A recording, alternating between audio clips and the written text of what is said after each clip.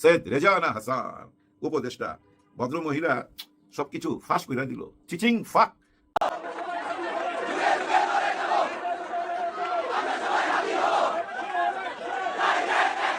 এই সরকারের মেয়াদ 9 মাস। 9 মাসের একটি সেকেন্ডও বেশি সরকার টিকবে না। যদি ব্যাখ্যা চান আমি 1 মিনিটে ব্যাখ্যাও দিতে পারি। কারণ আকাশচুম্বী আশা নিয়ে মানুষ আসছে, অপেক্ষা করবে 3 মাস, দেখবে সরকারের প্রস্তুতি পিরিয়ড। পরবর্তী 3 মাস যখন কোষাগারে বাড়ি ফিরে যাবে, পরবর্তী 3 মাসে গণ আন্দোলনে সরকার বিদায় নেবে। অবিশ্বাস্যভাবে বিএনপি সরকারের গতি প্রকৃতি পাল্টে যাচ্ছে এবং বিএনপি সরকার যেখান থেকে যেখানে আসছে তাতে জামাত ক্ষমতায় আসেনি, কিন্তু জামাতের বিরাট বিজয়। জামাত যেভাবে চেয়েছিল দিন শেষে ঘুরে ফিরে সেটাই হবে, হচ্ছে, হতে বাধ্য হবে। তবে এটা বিএনপির মাধ্যমে হবে, এতে আরো জামাতের ভালো। কেউ ঘাবড়াবেন না, গণভোট বিফলে যাবে না, গণভোট বিফলে যাইতে পারে না। সবকিছু তো ওয়াদা করা, লিখিত প্রমাণ আছে, সবাই সিগনেচার করছে এই গণভোটের জন্য। দেখি না আমাদের হাইকোর্ট থেকে কি রায় আসে। নিশ্চয়ই হাইকোর্ট থেকে মানুষের বিরুদ্ধে যাবে, মানুষের মনে ক্ষোভ জন্ম নিবে, এরকম কোনো রায় আসতে পারে না। আর আমরা কারো কাছে তো করুণা চাচ্ছি না, এরকম করুণার ব্যাপার না তো, আমরা আমাদের অধিকার চাচ্ছি। নতুন চমক হিসেবে যেটা শোনা যাচ্ছে সেটা হচ্ছে বর্তমান রাষ্ট্রপতির মেয়াদ শেষ হবে 2028 সালে। সেই 2028 সাল পর্যন্ত বর্তমান রাষ্ট্রপতি শাহাবুদ্দিন চুপ্পু তিনিই থেকে যেতে পারেন রাষ্ট্রপতি হিসেবে। নিশ্চয়ই অবাক লাগছে আপনার কাছে, অবাক মনে হচ্ছে। সেরকমই অবাক বিস্ময়ের একটা খবর সামনে এনেছে বাংলাদেশের নতুন একটি গণমাধ্যম ডেইলি টাইমস। উপদেষ্টা রেজওয়ানা সিদ্দিকীকে গ্রেফতার করলেই জানা যাবে ইলেকশন ইঞ্জিনিয়ারিংটা কিভাবে তারা করেছিলেন, ইলেকশন ইঞ্জিনিয়ারিং এ আর কোন কোন উপদেষ্টা জড়িত ছিল, এগুলা বের করার জন্য জামাতকে এখনই মামলা করা উচিত রেজওয়ানা সিদ্দিকীর নামে। তাহলে তাকে গ্রেফতার করে বের করা যাবে বিস্তারিত সবকিছু। আসসালামু আলাইকুম রহমতুল্লাহ। আজকের গুরুত্বপূর্ণ সংবাদে আপনাদের স্বাগত। ভিডিও শুরুতেই বুঝতে পেরেছেন আজকের বিষয়টি অত্যন্ত গুরুত্বপূর্ণ ও সময়োপযোগী, তাই অনুরোধ থাকবে ভিডিওটি না টেনে শুরু থেকে শেষ পর্যন্ত মনোযোগ সহকারে দেখবেন। যারা এখন আমাদের চ্যানেলটি সাবস্ক্রাইব করেননি তারা চ্যানেলটি সাবস্ক্রাইব করে পাশে থাকা বেল আইকনটি অন করে রাখুন, যেন সবার আগে সর্বশেষ ও নির্ভরযোগ্য সংবাদ পেয়ে যান। যারা ইতিমধ্যে আমাদের চ্যানেলটি সাবস্ক্রাইব করেছেন তাদেরকে অসংখ্য ধন্যবাদ। দর্শক চলুন কথা না বাড়িয়ে ভিডিওটি একটি লাইক দিয়ে ভিডিওর মূল বিস্তারিত অংশ দেখে আসি। আসসালামু আলাইকুম। আইন কেমন জানেন? মাকড়সার জালের মতো। হ্যাঁ, মাকড়সার জালের মধ্যে দেখবেন ছোট ছোট পোকামাকড় আটকা পড়বে। মাকড়সার জালে কি কোনো জানোয়ার আটকা পড়বে? না, ওই জানোয়ার মাকড়সার জাল ছ্যাদ করে বাইরে হয়ে যাবে। তার মানে কি জানেন, এই আইন কানুন সবকিছু গরিবের জন্য, ধনীদের জন্য না। ধনীরা ওই জাল ছিঁড়া বাইরে হয়ে যেত। কেন কথাগুলো বলতেছি একটুখানি শোনাই। তার সাথে বাংলাদেশে ব্যাংক লুটপাটকারী, ব্যাংক ধ্বংসকারী। কার সাথে এটা শুনতে হবে। বর্তমান যে গভর্নর, হ্যাঁ, তার সাথে বাংলাদেশে ব্যাংক লুটপাটকারী, ব্যাংক ধ্বংসকারী এস আলমের ব্যবসায়িক প্রতিষ্ঠানের শেয়ার রয়েছে। এস আলমের শেয়ার রয়েছে। এস আলমের সাথে তার পুরনো বিজনেস, এবং শোনা যাচ্ছে এস আলমই উনাকে ওই চেয়ারে বসাইছে, বাংলাদেশ ব্যাংকের গভর্নরের চেয়ারে। আচ্ছা, আর কি কি বলছে একটু টাইনা দিয়া শুনি, এটা অনেক বড়। কোন একটি ব্যাংকে 1000 কোটি টাকা ইতিমধ্যে সেখানে মানে উনি ক্ষমতা বসার সঙ্গে সঙ্গে কোন একটি ব্যাংকে 1000 কোটি টাকা লোন দিছে। গুড। তারপরে আরো কি দেখেন শুনেন। এবং আরো জানা যায় তার বাবার একটা ইন্ডাস্ট্রি, সেই ইন্ডাস্ট্রিতে সে 800 কোটি টাকা লোন দেওয়ার ব্যবস্থা করেছে। সেজন্য আমি আবারও বলবো সরকারের উচিত হবে, সরকারের কি উচিত হবে? ওনার ব্যাপারে তদন্ত করা। যাই হোক, দেখেন বাংলাদেশ গভর্নরের পোস্টটা কিন্তু বিশাল বড় পোস্ট। এই যে যমুনাতে যেমন আমাদের উপদেষ্টা ডক্টর ইউনূস স্যার ছিলেন না, ওনার জন্য কিন্তু একটা বাড়ি আছে গুলশানে। হ্যাঁ, বাংলাদেশ ব্যাংকের গভর্নরের বাড়ি। এই বাড়ির সমস্ত খরচ কিন্তু সরকার চালায়। এখানেও কিন্তু বডিগার্ড, চাপরাশি, রান্না বান্না, মাছ মাংস যা কিছু আসে সব ওই সরকারি টাকায়। সরকারের অনেক টাকা খরচ কিন্তু ওনার পিছনে। কারণ কি জানেন, ওনার সিগনেচার থাকে তো টাকার মধ্যে। বাংলাদেশ ব্যাংকের গভর্নরের সিগনেচার থাকে, বাংলাদেশ ব্যাংকের গভর্নর। আরে বাপ রে বাপ, উনি ঋণ খেলাপি হইলে কি হবে, উনি এস আলমের বন্ধু হইলে কি হবে, ওনার সিগনেচার লাগবে তো এখানে। শোনা যাচ্ছে এস আলম এই নির্বাচনে নাকি প্রচুর টাকা ঢালছে, প্রচুর, 2 হাতে বস্তায় ভৈরা। যাই হোক, এগুলার কোনো প্রমাণ তো আমার কাছে নাই। কেউ আবার প্রমাণ চাইেন না। প্রমাণ কি চাইতে পারবেন? রেজাওয়ানা হাসানের কাছে। সৈয়দ রেজাওয়ানা হাসান উপদেষ্টা ভদ্রমহিলা সবকিছু ফাঁস করে দিল, চিচিং ফাঁক। ওই যে আলিবাবা 40 চোরের গল্প শুনছিলেন আপনারা? তারা কি করতো জানেন? পাহাড়ের ভিতরে থাকতো আর বাইরে আইসা ডাকাতি করতো। কিন্তু পাহাড়ের ভিতরে ঢুকতো কেমনে? ওই পাহাড়ের সামনে আইসা বলতো চিচিং ফাঁক, তখন পাহাড়টা ফাঁক হয়ে যেত, তারা ভিতরে ঢুকে যেত। এরকম চিচিং ফাঁক করে দিছে। কিভাবে এই নির্বাচনটাকে ওনারা অন্য দলের কাছে দিয়ে দিছে, নির্বাচনটাকে কিভাবে চিচিং ফাঁক করে দিছে সে ব্যাপারে একটা সাক্ষাৎকার দিছে। পুরো সাক্ষাৎকারটা আমি শুনছি ভাই, পুরো সাক্ষাৎকারটা আমি মনোযোগ দিয়ে শুনছি। ওইখানে সাংবাদিক কিন্তু ধীরে ধীরে তাকে ওইদিকে নিয়ে গেছে। ওনাকে প্রশ্ন করা হয়েছিল, ওই যে মাজার ভাঙা, বাওয়ালদের উপরে অত্যাচার হলো, আবার এক মাজার থেকে লাশ উঠাইয়া আগুন দিয়া পোড়ানো, ওইসব ব্যাপারগুলো আলোচনা করতেছিল। তখন উনি বলতেছিল সেই শক্তিকে তো আমরা মাথা চারা দিয়া উঠতে দেই নাই, তাদের বিপক্ষে ছিলাম আমরা, এটাই উনি বলছে। তখন ওই সাংবাদিক খুব কায়দা করে বলতেছে তাদের একটা অংশ তো বিরোধী দল, মানে জামাতের দিকে ইঙ্গিত করছে। তখন উনি বলতেছে, ভদ্র মহিলা বলতেছে, তাদেরকে তো আমরা মেন স্ট্রিমে আসতে দেই নাই, মানে মূল ধারায় আসতে দেই নাই, রুইখা দিছি। এর অর্থ কি জানেন? নির্বাচনে রুইখা দিছি, এটাই তো বোঝা গেল। এখন এটার উত্তর তো ওনাকে দিতেই হবে। উনি তো শপথ করছিল কোন রকম কারো পক্ষে যাবে না, নিরপেক্ষ থাকবে, এই শপথ করেই তো ওই চেয়ারে বসছিল। কিন্তু উনি যে কথাটা বললেন, উনি তো নিরপেক্ষ না। এবং জামাত ইসলামের নারীদের কি অবস্থান সেটা নিয়ে উনি খুব চিন্তিত, ওইটা নিয়ে উনি বর্তমানে কাজ করতেছে। কারণ উনি হচ্ছে আসলেই শাহবাগী, অতীতে বোধহয় শাহবাগে ওনার যাওয়া আসা ছিল, কথাবার্তা ওই শাহবাগীদের মতো। এখন উনি যেটা বলছে এটা তো রাজ সাক্ষী হয়ে গেল। জামাত ইসলাম দাবি করছে যে উনি আমাদের রাজ সাক্ষী। এই নির্বাচনটাকে যে এদিক সেদিক করা হয়েছে এটা তো ওনার কথাতেই বোঝা যায়, তাই না ভাই? উনি কেন এই কথা বলবে? কখনো যেন এই জাতীয় শক্তি মেইন স্ট্রিম না হতে পারে, আমরা সেই কাজটা করতে পেরেছি, তাদেরকে আমরা মেইন স্ট্রিম হতে দেই নাই। এখন দেখেন ওনার এই কথায় কিন্তু ডক্টর ইউনূস স্যারও কলঙ্কিত হচ্ছে। হ্যাঁ, ডক্টর ইউনূস স্যার কি জানতো না ওনার ভিতরে ভিতরে ওনার উপদেষ্টারা যে এসব আকাম কুকাম করতেছিল? এটা কি জানতো ডক্টর ইউনূস স্যার? মনে হয় না জানতো। ওনাকে অন্ধকারে রাইখাই করা হয়েছে, যার জন্য দেখেন না উনি একদম চুপ, বোবা হয়ে গেছে, কোনো কথাবার্তা নাই। উনি যেভাবে স্বপ্ন দেখাইছিল আমাদেরকে, এতে তো ওনার মুখে খই ফুটার কথা, তাই না? নির্বাচনের পর, কারণ গণভোট তো জয়যুক্ত হয়েছে, ওনার মুখে তো খই ফুটার কথা। উনি তো বলছিলেন গণভোটের মাধ্যমেই এই দেশটা নতুন একটা পথ খুঁজে পাবে, নতুন যাত্রা হবে, নতুন একটা বাংলাদেশ হবে। সবই তো চুদলিং পং হয়ে গেল, কেউ তো আর সামনে আসতেছে না। আজকে আমি দেখলাম আদালত পাড়ায় একজন দাবি করতেছে, উনি হয়তো পুলিশের পক্ষের উকিল, উনি বলতেছে আবু সাইদ কোনো গুলি টুলি খায় নাই, ওনার জামা কাপড়ের মধ্যে কোনো গুলির ছিদ্রি নাই। আবু সাইদ শহীদ কিভাবে হইলো এটা নিয়ে উনি বিরাট প্রশ্ন তুলে ধরছে, একদম প্রথমেই হাত দিছে, দেখছেন? এরপরে একে একে সব কিছু বুঝাই দিবে যে কেউ শহীদ হয় নাই, আর যারা পঙ্গু হয়েছে ওরা নিজেরা মারামারি করে পঙ্গু হয়েছে, এটাই বুঝাই দিতে চাইতেছে। এ হচ্ছে নতুন বাংলাদেশ। ডক্টর ইউনূস স্যার, এই বাংলাদেশের স্বপ্নই কি আপনি দেখাইছিলেন, নাকি আপনি ব্যর্থ? আপনি ব্যর্থ না সফল, একটা বক্তব্য তো দিতেই হয়। কেউ ভাই ওনার একটা সাক্ষাৎকার নেন, ওনার কিছু কথা শুনতে চাই। ওনার ডাইন হাতের কথা তো শুনতেছি, ওনার ডাইন হাত আর বাম হাত ছিল কে? আসিফ নজরুল সাহেব, আর ওই যে আমেরিকা থেকে হায়ার করে আনছিল খলিল সাহেব, খলিলুর রহমান খলিল, আমাদের একজন অভিনেতা ছিল, ওর চেয়েও বড় অভিনেতা তো এই খলিল সাহেব। উনিও কিন্তু শপথ ভঙ্গ করছে। শপথ নেবার সময় উনি বলছিল নিরপেক্ষ থাকবে, শুধু একটা নির্বাচন করে দিবে, নির্বাচনের মাধ্যমে কাউকে ক্ষমতায় না, তাদের ওইখানে যায় আবার পররাষ্ট্রমন্ত্রী হওয়া, প্রতিরক্ষা মন্ত্রী হওয়া, বিরাট বড় ব্যাপার। এটাই তো ছিল আপনার মনের ভিতরে ফোন দিয়ে। হ্যাঁ, এটাই ছিল। এখন বোঝা যায়। কেন বোঝা যায় আমি একটু বুঝায় বলতেছি। দেখেন, প্রথম আলোতে আগুন দেওয়া হয়েছে, এটা আমরা সবাই জানি। অনেকে আমরা এই ব্যাপারটা মাইনা নিতে পারি নাই যে ভাই আগুন টাগুন দেওয়া, এবং ভিতরে অনেক সাংবাদিক আটকা পড়ছিল, সেটা নিয়েও কিন্তু আমরা অনেক ভয়ে ছিলাম। যাই হোক, জানের উপর দেওয়া যায় নাই, মালের উপর দেওয়া গেছে। কিন্তু এখন দেখতেছি ওই পোড়া মালগুলাকে জাদুঘর বানায়া সবাইকে ডাইকা ডাইকা দেখাইতেছে। কিন্তু কথা ছিল ডক্টর ইউনূস স্যার, কথা তো ছিল গত 16 বছরের কি কি আকাম কুকাম হয়েছে, এবং 36 দিনে ফ্যাসিবাদ সরকার কি কি হত্যাকাণ্ড চালাইছে, এই সব কিছু নিয়ে একটা জাদুঘর বানাইবেন। সে জাদুঘরে আপনাদেরকে যাইতেও দেখলাম আমরা একদিন, ওখানে সালাউদ্দিন সাহেব গেছে, ডক্টর ইউনূস স্যার গেছে, নাহিদ ইসলাম গেছে, সবাই গেছে। আপনারা জাদুঘরটা দেখতেন, কিন্তু ওই জাদুঘরটা তো আমরা দেখতে পাইলাম না। এখন আমরা দেখতে পাচ্ছি প্রথম আলোর জাদুঘর। এখন প্রথম আলোর জাদুঘর নিয়ে আমার একটা কথা, ওইখানে যায় এই খলিল সাহেব আর আসিফ নজরুল সাহেব দাঁড়ায় গেছে, পাশে ছিল মহামান্য স্বরাষ্ট্রমন্ত্রী। ওইখানে খলিল সাহেব আর আসিফ নজরুল সাহেব কাদের উপরে দোষ চাপাইবার জন্য ওইখানে দাঁড়াইছিলেন? ঘটনা কি আপনাদের? আপনারাই তো ক্ষমতায় ছিলেন যখন এটা আগুন দিয়া পোড়ানো হয়। আসিফ নজরুল সাহেব আপনি ছিলেন আইনমন্ত্রী, আর খলিল সাহেব ছিলেন প্রতিরক্ষা উপদেষ্টা। মন্ত্রী তো না, দুজনই উপদেষ্টা। তার মানে কি পুলিশ, আর্মি, র্যাব সবকিছু তো খলিল সাহেবের অধীনে এবং এই আসিফ নজরুল সাহেবের অধীনে। ওনারাই তো ছিলেন দুই দিকে, তাই না? তাইলে ওই দুইজন ওইখানে যায় কার বিরুদ্ধে কথা বলতেছেন? আপনারা কেন অ্যাকশন নিলেন না ওই টাইমে? তার মানে কি এই আগুন পোড়ানোর পিছনে আপনাদেরও হাত আছে। এখন যেহেতু দেখছেন নতুন একটা সরকার আসছে, ওইখানে যায় এখন ওই পক্ষের হয়ে যাইতে চাইতেছেন। আপনারা বুঝাইতে চাইতেছেন আমরা এই পক্ষের। একদম তো সরাসরি মন্ত্রীর পদ নিয়ে চলে গেছে আসিফ নজরুল সাহেব, আপনি মিস ফায়ার হয়ে গেছেন। সবাই ভাই শপথ নেয় আর শপথ ভঙ্গ করে। আমাদের যে মহামান্য রাষ্ট্রপতি মানে প্রেসিডেন্ট, উনিও কিন্তু শপথ নিছিল কোনো কিছুই প্রকাশ করবে না, রাষ্ট্রীয় গোপনীয়তা রক্ষা করবে, কিন্তু উনিও গোপনীয়তা ফাঁস করে দিছে। সবাই কিন্তু বেআইনি কাজ করতেছে, কিন্তু কেউ আটকা পড়তেছে না। ওই মাকড়সার জালের মতো সব গরিবের জন্য, ছোট ছোট পোকামাকড়ের জন্য বড় বড় রাঘব বল, বড় বড় জানোয়াররা ওই মাকড়সার জাল ভেদ করে পার হয়ে যেতেছে, খুব ভালোভাবে পার হয়ে যেতেছে। আর আমরা দেখতেছি কেউ কিছু বলতে পারতেছি না। যাই হোক, ভিডিওটা শেষ করার আগে শুধু এইটুকুই বলবো যে ভাই, আপনি যদি কোনো অন্যায় করে থাকেন, অপরাধ করে থাকেন, সেটা আপনার মুখ দিয়ে একদিন বাইর হবেই, যে কোনো অ্যাঙ্গেলে হোক বাইর হবে। যেভাবে এই যে রেজওয়ানা হাসানের মুখ দিয়ে বাইর হয়ে গেছে, ষড়যন্ত্র করছে এই নির্বাচনটা নিয়ে, এটা ওনার কথা থেকেই তো বোঝা গেছে। উনি নিজেই বলতেছে, ওনার স্বীকারোক্তি আছে। এখন উনি কি একা ছিল এখানে? না, একা সম্ভব না। আর কারা কারা ছিল সেটা আমরা জানতে চাই। দেখেন, একটা টাইমে কিন্তু জামাত বলছিল ওনাদের কাছে কয়েকজনের অডিও কল রেকর্ড আছে। আবার জামাত ইসলাম এই কথাও বলছে যে আমরা সংসদে যায়া মহামান্য রাষ্ট্রপতির অনেক কিছু ফাঁস করব।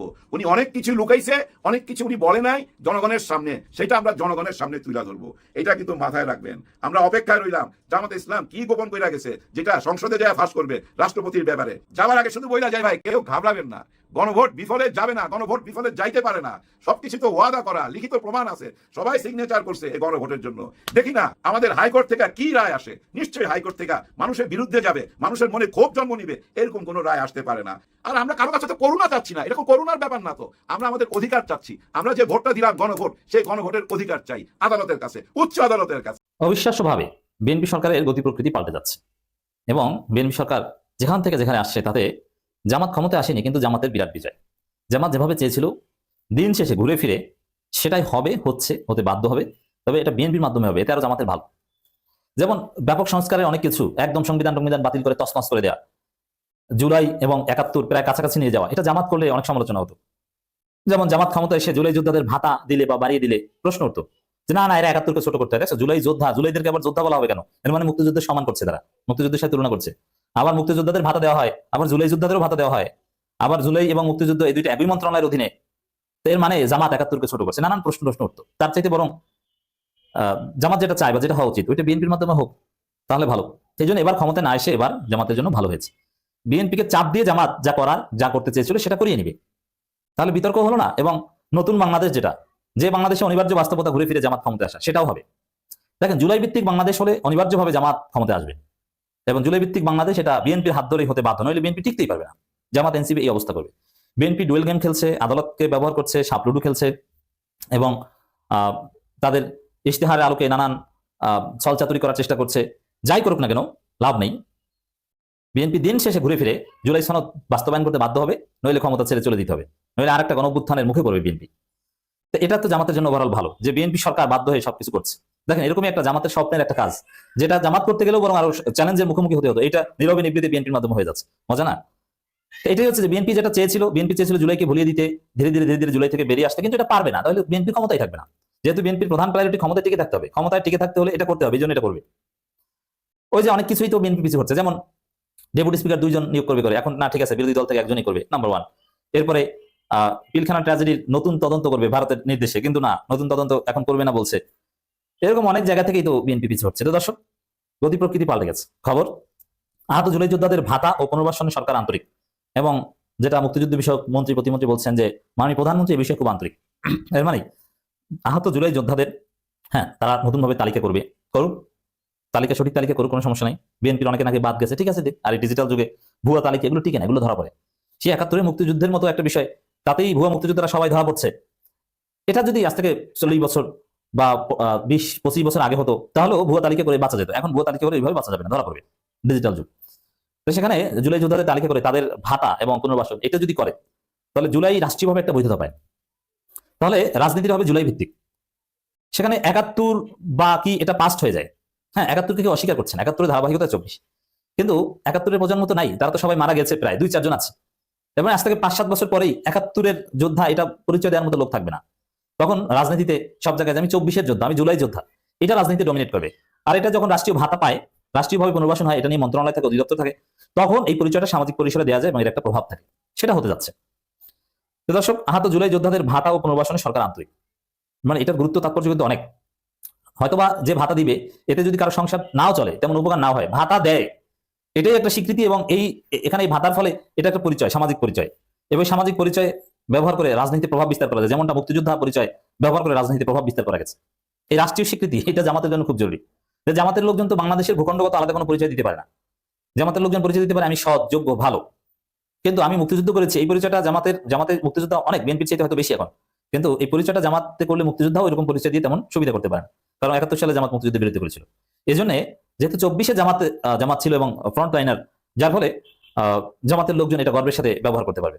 এবং দিন যত সামনে যাবে, যদি এরকম ভাতা বা রাষ্ট্রীয় সুবিধা এটা নিশ্চিত হয়, জুলাই সনদ বাস্তবায়ন হয়, তাহলে অনিবার্যভাবে এটা অনেকটা চেতনা ব্যবসার পর্যায়ে যাবে। এখন চেতনা ব্যবসা নেগেটিভ হলো, কিছুটা তো পজিটিভ দিক আছে, ওই পজিটিভ দিক জামাত ইউটিলাইজ করতে পারবে, যে না আমি তো জুলাই যোদ্ধা, আমার দলে এতজন জুলাই যোদ্ধা আছে, তোমার দলে কতজন জুলাই যোদ্ধা আছে। এগুলো কিন্তু হচ্ছে বা হবে অনিবার্যভাবে। মুক্তিযুদ্ধ মন্ত্রীর এই কথা, জুলাই আহত যোদ্ধা ও শহীদ পরিবারের কল্যাণে সরকার বিভিন্ন পদক্ষেপ নিয়েছে এবং এই বিষয়ে প্রধানমন্ত্রী বিশেষ গুরুত্ব দিচ্ছেন বলে জানিয়েছেন মুক্তিযুদ্ধ বিষয়ক মন্ত্রী মেজর অবসরপ্রাপ্ত আবিদুদ্দিন আহমেদ। আর এনসিপি যেহেতু সংসদে আছে, এনসিপিকে সংসদে নেওয়া জরুরি ছিল এই কারণে যার ফলে জামাত এনসিপির সংসদে নিয়ে দিয়েছে, এগুলো অস্বীকার করার কোনো সুযোগ নেই। যদি জুলাইকে গুরুত্ব দেওয়া থেকে বিএনপি পিছুটে বিএনপি ক্ষমতায় থাকতে পারবে না, সোজা হিসাব। তিনি বলেন, বৈঠকে মন্ত্রণালয় চলমান কর্মকাণ্ড সম্পর্কে প্রধানমন্ত্রীকে ব্রিফ করা হয়েছে। জুলাই যোদ্ধাদের কল্যাণের বিষয়ে প্রধানমন্ত্রী অত্যন্ত উদ্বিগ্ন ও সচেতন। তিনি আমাদের কাছে জানতে চেয়েছেন এখন পর্যন্ত কি কি ব্যবস্থা নেওয়া হয়েছে। সচিবালয়ে তারেক রহমানের সাথে বৈঠক শেষে কথা বলেন। এই সময় উপস্থিত ছিলেন মুক্তিযুদ্ধ বিষয়ক প্রতিমন্ত্রী এসে বলেন, এখানে একটা বিষয়, মুক্তিযুদ্ধ বিষয়ক মন্ত্রীও আছে, প্রতিমন্ত্রীও আছে, অথচ মুক্তিযুদ্ধ নিয়ে কাজ আর কি করবে? কি কাজ? মুক্তিযুদ্ধ নিয়ে এখন তেমন কোনো কাজ আছে না। এটার জন্য আলাদা মন্ত্রী এবং প্রতিমন্ত্রী কোনো দরকার নেই, এটা আলাদা মন্ত্রণালয় দরকার নেই। এটা অতীতে দরকার ছিল, এখন মুক্তিযুদ্ধ যেহেতু অনেক পাস্ট এবং এটা পুরনো হয়ে গিয়েছে এবং এটা নিয়ে কার্যক্রম সব গোছানো, তালিকা জাস্ট কিছু ভুয়ো তালিকা বাদ দেওয়া, এটার জন্য আলাদা মন্ত্রণালয় দরকার, এটা কোনো অন্য মন্ত্রণালয় অধীনে ছোট্ট একটা অধিদপ্তর দরকার নেই। এখন মুক্তিযুদ্ধ মন্ত্রণালয়ের প্রধান কাজ হবে জুলাই। এর মানে জুলাইকে গুরুত্ব দিতে তারা বাধ্য, অনিবার্য। হাফিজুদ্দিন আহমেদ জানান, আহতদের ক, খ, গ এই 3 শ্রেণীতে ভাগ করা হয়েছে। গুরুতর আহতদের ভিত্তিতে শ্রেণী বিন্যাস করে মাসিক ভাতা নির্ধারণ করা হয়েছে। ক শ্রেণীর জন্য প্রায় 20,000 টাকা, খ শ্রেণীর জন্য 15,000 টাকা এবং গ শ্রেণীর জন্য নির্ধারিত ভাতা দেওয়া হয়েছে। প্রতিটি শহীদ পরিবারকে 30 লাখ টাকা সঞ্চয়পত্র দেওয়া হয়েছে বলে জানান তিনি। ওভারঅল কিন্তু মুক্তিযোদ্ধাদের সমান সমান হয়ে গেল। এই যে মুক্তিযুদ্ধের সমান করা, এটা জামাত করতে গেলে দেখবেন যে একদল অনেক চিল্লাপাল্লা করতো, কিন্তু না, এখন জামাত ক্ষমতা না এসেও জামাতের বিজয়, এটা কি বলে? জামাত যা করতে পারতো না, এটা বিএনপি সরকার করতে বাধ্য। মন্ত্রী বলেন, জুলাই সংগ্রামে আহত শহীদ পরিবারগুলোর কল্যাণে মুক্তিযুদ্ধ মন্ত্রণালয়ের অধীনে জুলাই গণঅভ্যুত্থান পরিদপ্তর গঠন করা হয়েছে। এই পরিদপ্তরের মাধ্যমে ক্ষতিগ্রস্তদের কল্যাণ ও পুনর্বাসনের বিভিন্ন স্কিম নেওয়া হয়েছে। যেসব শহীদ পরিবার সন্তান স্কুল থেকে ঝরে পড়েছে তাদের আবার শিক্ষা ভাতা দিয়ে পড়াশোনায় ফেরাতে উদ্যোগ নেওয়া হবে। একদম মুক্তিযুদ্ধের প্রায় সমান সমান। হ্যাঁ, গুরুত্বের দিক থেকে মুক্তিযুদ্ধ অনেক বড় বিষয়, আমরা একটা ভূখণ্ড পেয়েছি, এক করার সুযোগ নেই, কিন্তু রাষ্ট্রীয়ভাবে সুযোগ সুবিধার দিক থেকে কিন্তু প্রায় কাছাকাছি হয়ে যাচ্ছে। অতএব এর একটা দীর্ঘমেয়াদী ফল বা প্রভাব রাজনীতিতে আছে এবং থাকবে। দর্শক, ইন্ট্রোতে বলছিলাম বিএনপি মহাসচিব মির্জা ফখরুল ইসলামের বক্তব্য কি সেটার কথা।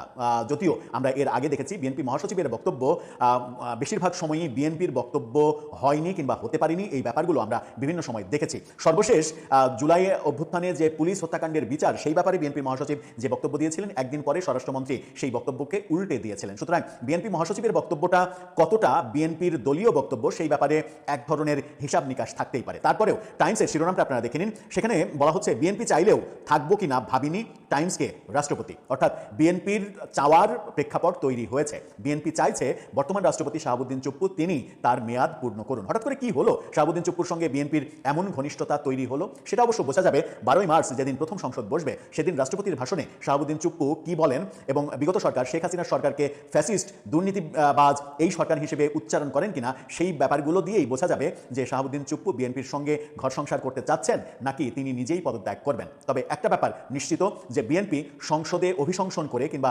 ইমপিচমেন্টের মাধ্যমে রাষ্ট্রপতিকে সরিয়ে দেবে না।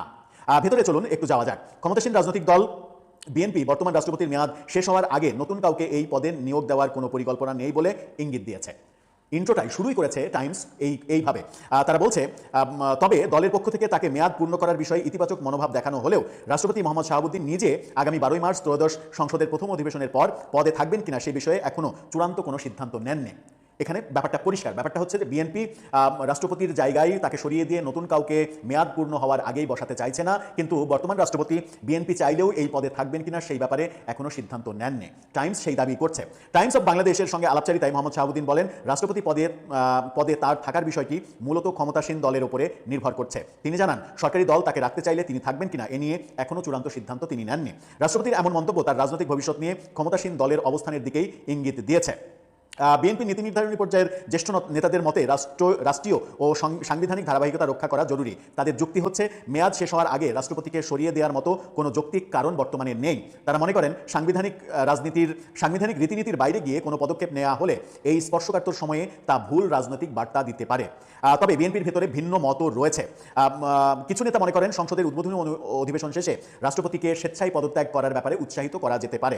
তাদের মতে এমনটা করা হলে কোনো ধরনের সাংবিধানিক সংকট তৈরি হবে না।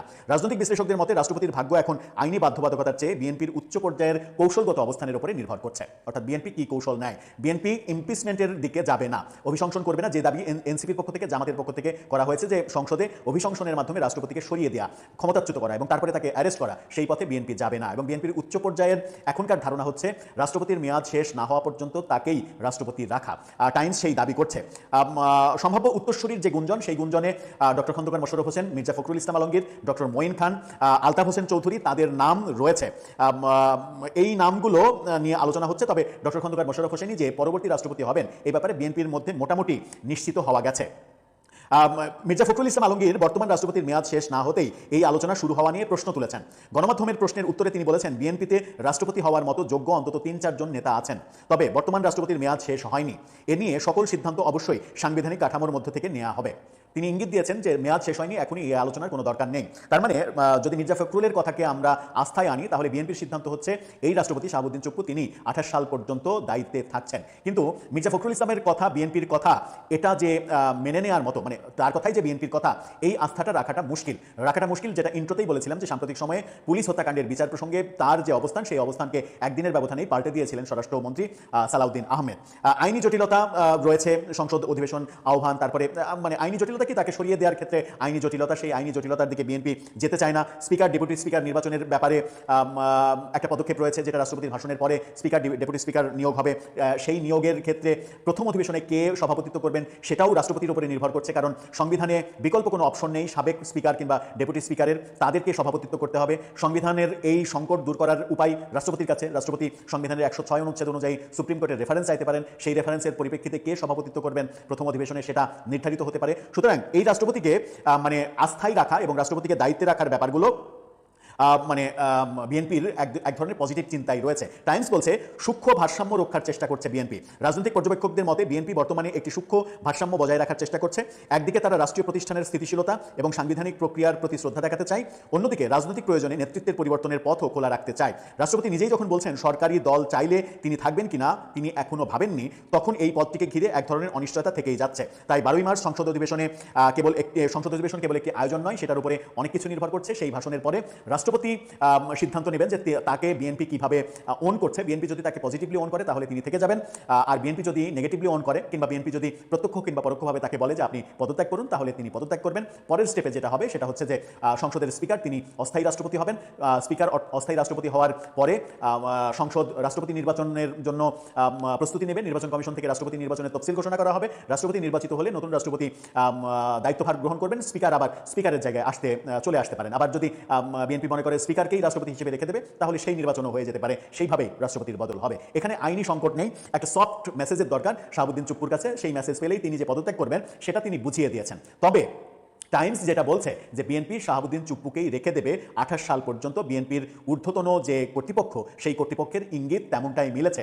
ব্যক্তিগতভাবে যদি আমার মতামত জানতে চান কিংবা আমার ধারণা জানতে চান যে এই ব্যাপারে আপনার ধারণা কি, আমার ধারণা স্পষ্ট যে বিএনপি কোনোভাবেই শাহাবুদ্দিন চুপ্পুকে 28 সাল পর্যন্ত রাষ্ট্রপতি হিসেবে রাখবে না কিংবা রাখতে চাইবে না। বিএনপির দলের মধ্যেও বহু মত রয়েছে, কিছু মত রয়েছে তারা সহনশীল রাজনীতি করতে চান, কিন্তু কট্টর রাজনীতি করতে চান, এই মতের অনুসারী বেশি। সুতরাং বিএনপির পক্ষে এই সিদ্ধান্ত নেওয়া খুবই কষ্টকর হবে যে আওয়ামী লীগের রাষ্ট্রপতিকে তার মেয়াদ পূর্ণ করতে দেয়া। সেই ক্ষেত্রে বিএনপি ইমপিচমেন্টের দিকে যাবে না, রাষ্ট্রপতিকে হয়তো সফট সিগন্যাল দেবে যে আপনি পদত্যাগ করুন, তিনি পদত্যাগ করবেন। সেটাই কি হবে, নাকি টাইমস যেটা বলছে বর্তমান রাষ্ট্রপতি 28 সাল পর্যন্ত থাকছেন সেটা হবে? এতক্ষণ মনোযোগ সহকারে ভিডিওটি দেখার জন্য অসংখ্য ধন্যবাদ। ভিডিও সম্পর্কে কোনো মতামত থাকলে অবশ্যই কমেন্ট সেকশনে জানাবেন। যারা এখন আমাদের চ্যানেলটি সাবস্ক্রাইব করেননি তারা চ্যানেলটি সাবস্ক্রাইব করে পাশে থাকা বেল আইকনটি অন করে রাখুন, যেন সবার আগে সর্বশেষ সংবাদ পেয়ে যান। দর্শকবৃন্দ, সবাই ভালো থাকুন, সুস্থ থাকুন, আল্লাহ হাফেজ।